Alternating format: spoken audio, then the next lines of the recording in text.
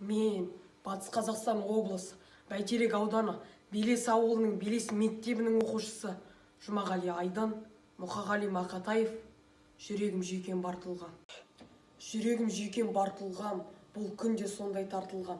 Любетіп самал соқса да заңдап қалған ант тұрған. Заңдап нәзік үн шығардағы түн шығар. Шегіне жеткен сымшектер үзілейін деп тұр шығар. Алдыма өзің келген сон, айныма енді менесің. Үзілсе мейлі үзілсін, басып бір көршіп пернесін. Баяғы сазы бар мекен, қуаныш бекен, зар мекен. Сықырлап тұрған сымшектер қазір қандай халде екен. Саусағым салып пернеме, саздың үнің шығар тербелеп. Тыншып тұрған тұлпарды тықыршып қалып кермеде. Бүгінгі күнде сымдай тартылған. Жүрегім жүйкем бартылған.